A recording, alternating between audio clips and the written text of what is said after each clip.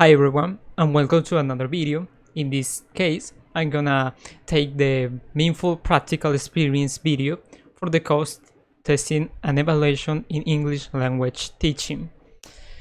So I'm gonna highlight the most important parts during my practice, my experience in the practice throughout the academic period for this course.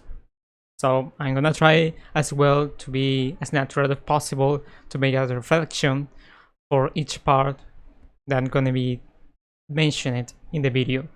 So let's start with the physical scenario with the institution. The institution was a public institution known in the city of Barranquilla, which is the Colegio de Barranquilla Codeva, a very known institution in the city. And the the course assigned was the second big course. So it was there were a lot of kids, around 13 kids, but none of them were attending the meetings. So around most of the time 24 kids or a little less, 22 24 kids attending each class, each meeting. At the beginning, there was the expectancy to having more controls to the with the meetings, with the English meeting, because they are studying English once per week, just 2 hours once per week. So in some times, especially at the beginning of the year, there are some extracurricular activities in the school, some festivals here in the city as well as in the country, that maybe all of the meeting were struggling having that time, not all the day, because they are studying at the evening, from afternoon at the evening around 6 o'clock p.m.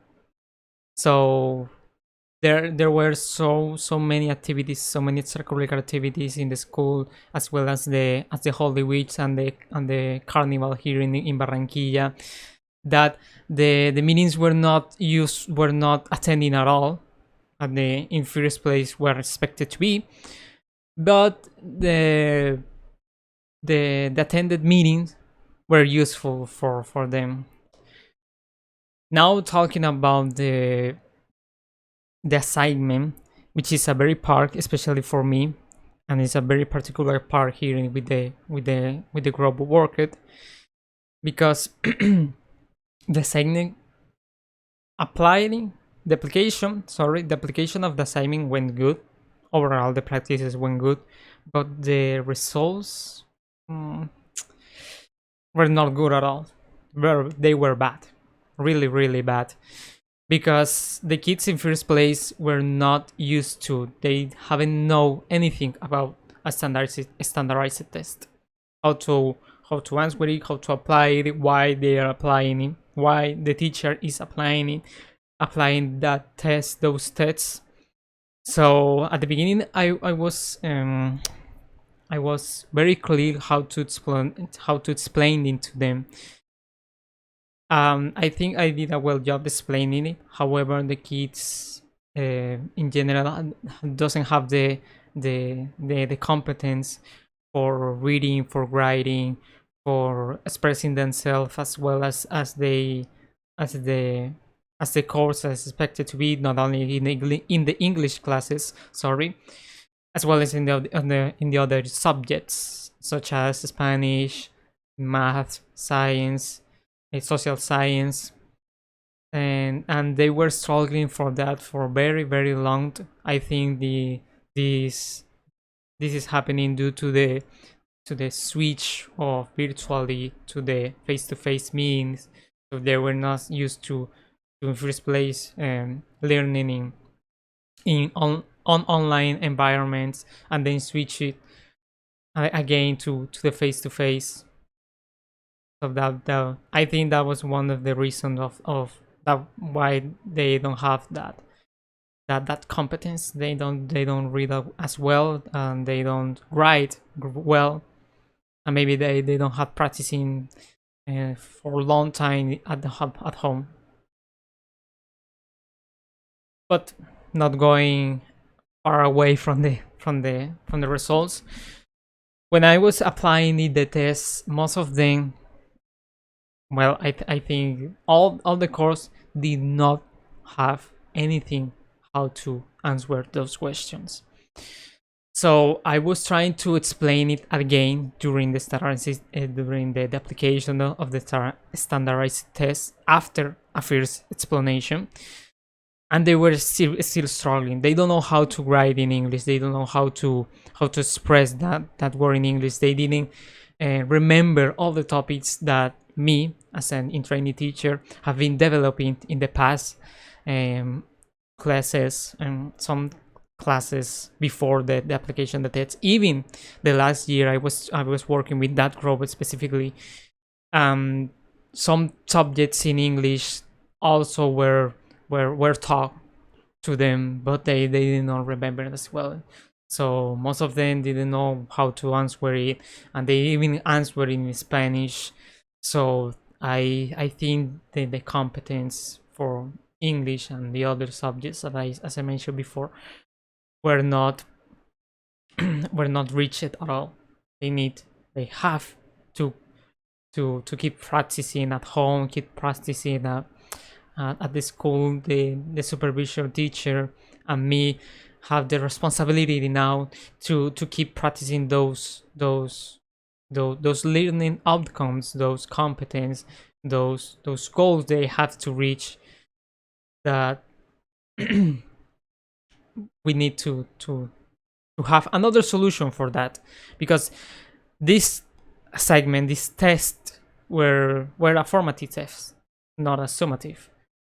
So we have to move on to make an analysis for that results and try to struggle with some solutions. We're trying to plan some solution as well, the lesson plans, obviously, for why we are not learning as we expected, as the test and all the course, the English course and the other sorts are expected to learn from those students. So it was very meaningful for me, because I don't have patience for kids and I haven't working in kids before, to make analysis for and make a further reflection for the future of my pedagogical practice, the dimension of pedagogical practice, sorry, to make a change, not only for me, for the students, principal, to be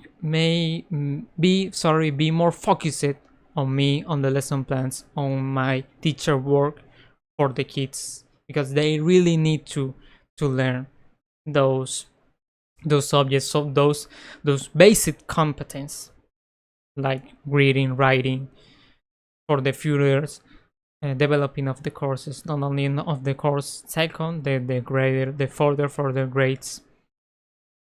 And I think that was maybe the best part of my pedagogical practice, because they made a change for me, for further reflections, for a personal feedback, self feedback, that wondering that am I doing the things well, am I a good teacher, am I just starting with this teacher work. And I'm glad to have this immersional practice to practice more for myself, for the teacher competence, for the subject, for the assessment, because it is a very good part for English learning, teaching, sorry, English language teaching.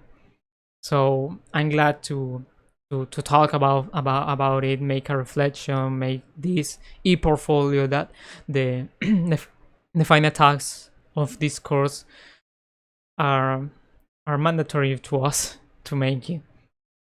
I don't have anything else to say. This will be the best part of my pedagogical practice at the date, and I hope this will be useful not only for me, for the kids, especially for learning for them.